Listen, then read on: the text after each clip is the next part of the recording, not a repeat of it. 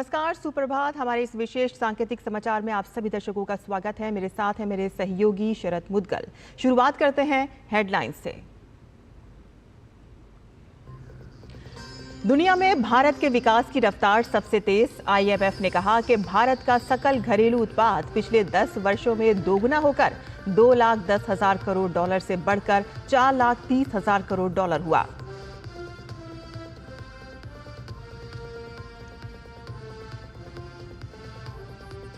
अपने निवास से नकदी मिलने पर दिल्ली हाई कोर्ट के जस्टिस यशवंत वर्मा ने दिया स्पष्टीकरण। सुप्रीम कोर्ट के आदेश पर घर के अंदर का वीडियो हुआ सार्वजनिक। जांच के लिए 3 जजों की कमेटी का गठन।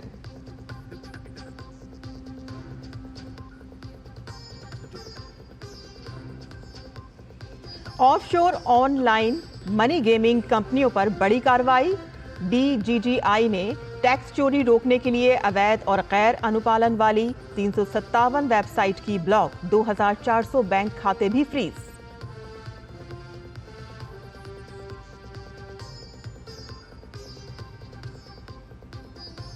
भ्रष्टाचार का सामना कर रहे तुर्की में विपक्षी नेता एकराम इमामोग्लू की गिरफ्तारी के बाद तेज हुए विरोध प्रदर्शन। इस्तांबुल से शुरू हुआ प्रदर्शन 50 से अधिक प्रांतों में फैला।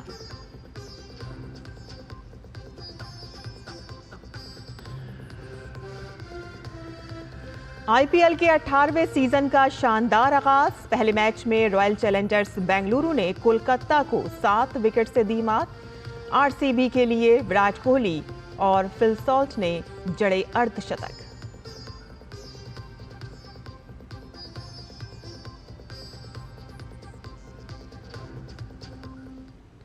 और अब खबरें विस्तार से।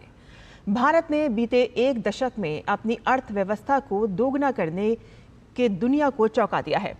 देश की मजबूत आर्थिक नीतियों और संचारात्मक सुधारों के चलते GDP में जबरदस्त वृद्धि देखने को मिली है। भारत अब अमेरिका, चीन, जर्मनी और जापान के बाद दुनिया में 5वां सबसे बड़ा देश बन गया है।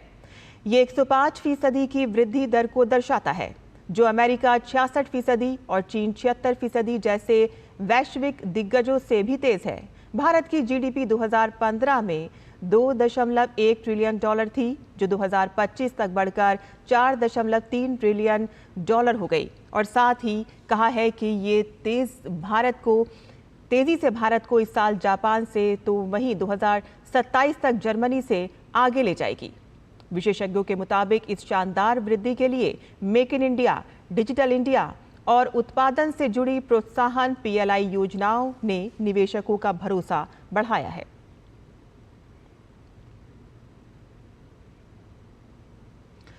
दिल्ली हाई कोर्ट के जस्टिस यशवंत वर्मा के आवास से नकदी मिलने के मामले पर दिल्ली हाई कोर्ट के चीफ जस्टिस DK उपाध्याय ने सुप्रीम कोर्ट के चीफ जस्टिस संजीव खन्ना को एक रिपोर्ट सौंपी है। DK उपाध्याय ने अपनी रिपोर्ट में कहा कि 17 मार्च को जस्टिस यशवंत वर्मा से संपर्क हुआ था, जिसमें उन्होंने कहा कि जिस कमरे में आग लगी थी उसमें केवल कुछ फर्नीचर, गद्दे जैसे घरेलू सामान रखे हुए थे। उन्होंने ये भी बताया कि कमरे में नौकरों, माली और कभी-कभी CPWD के कर्मचारी भी आ जा सकते थे। दिल्ली हाई कोर्ट के चीफ जस्टिस DK उपाध्याय ने कहा कि जस्टिस वर्मा ने यह भी बताया कि घटना के समय वे भोपाल में थे, जिसमें उन्होंने अपने खिलाफ किसी साजिश की आशंका जताई है।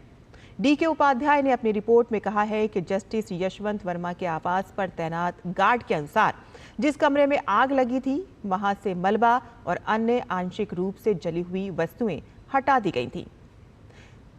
वहीं की गई जांच में प्रथम दृष्टया बंगला में रहने वाले लोग, नौकरों, माली और CPWD के कर्मचारियों के अलावा किसी अन्य व्यक्ति द्वारा कमरे में प्रवेश की संभावना नहीं दिखाई देती है।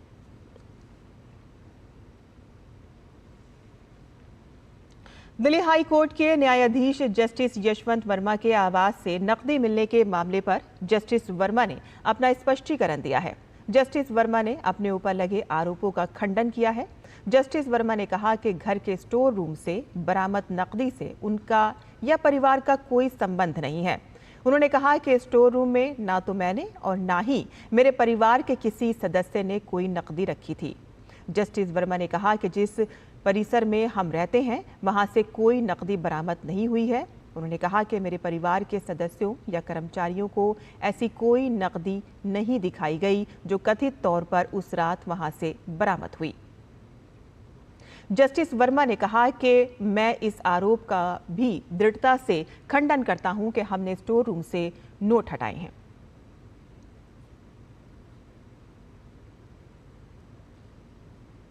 वहीं जस्टिस यशवंत वर्मा के घर में मिले कैश का वीडियो भी सामने आया है। वीडियो में नोटों की जलती हुई गड्डी नजर आ रही है। कई नोट जलकर खाक हो गए हैं और मौके पर मौजूद दमकल कर्मी सफाई करते दिखाई दे रहे हैं। इस वीडियो को दिल्ली पुलिस ने शूट किया था।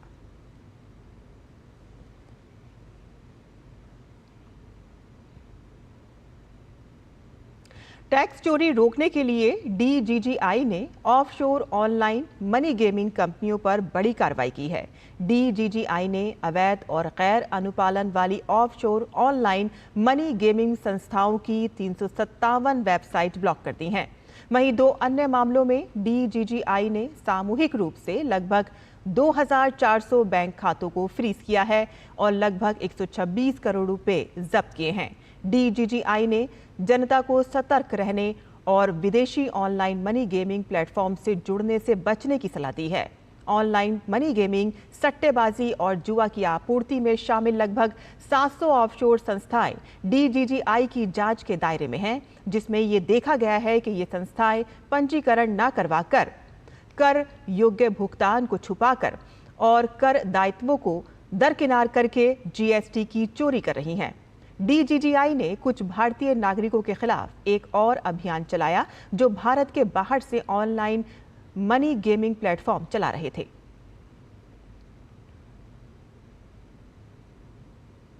केंद्र सरकार ने इस साल 1 अप्रैल से प्याज पर 20% निर्यात शुल्क समाप्त करने का फैसला किया है।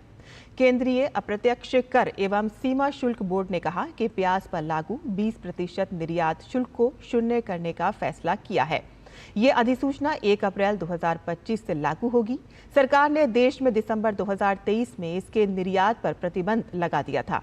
निर्यात प्रतिबंध के बावजूद वित्तीय वर्ष 2023-24 के दौरान कुल प्याज निर्यात 17.17 लाख टन और वित्त वर्ष 2024-25 में 18 मार्च तक 11.65 लाख टन रहा।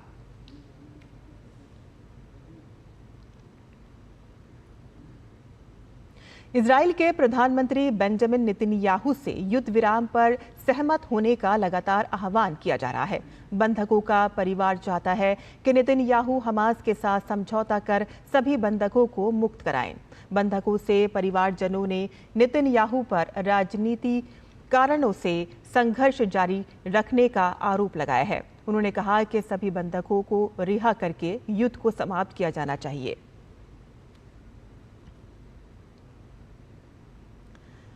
वहीं स्पेन में बाढ़ का कहर जारी है। मैड्रिड में भारी बारिश के कारण नदियां उफान पर हैं। कई खेत जलमग्न हो गए हैं। पूर्वी बाहरी इलाके में हालात सबसे ज्यादा खराब बताए जा रहे हैं। मैड्रिड के बीचों बीच बहने वाली मंजानारेस नदी का जलस्तर खतरनाक स्तर पर पहुंच गया है। आपातकालीन सेवाएं स्थिति पर बारीकी से नजर रखे हुए हैं। अधिकारियों ने बाढ़ से प्रभावित लोगों से सुरक्षित स्थानों पर रहने का आग्रह किया है। और इंडियन प्रीमियर लीग में आज डबल हेडर यानी कि एक दिन में 2 मैच खेले जाएंगे। दिन के पहले मुकाबले में दोपहर 3:30 बजे से सनराइजर्स हैदराबाद का सामना हैदराबाद में राजस्थान रॉयल्स से होगा। दिन का दूसरा मुकाबला चेन्नई सुपर किंग्स और मुंबई इंडियंस के बीच होगा। मैच चेन्नई के MK चिदम्बरम चेपॉक स्टेडियम में शाम 7:30 बजे शुरू होगा। चेन्नई सुपर किंग्स और मुंबई इंडियंस दोनों ही टीमें 5-5 टाइटल जीतकर लीग की सबसे सफल टीमें हैं। मुंबई ने फाइनल में 3 बार चेन्नई सुपर किंग्स को हराया है।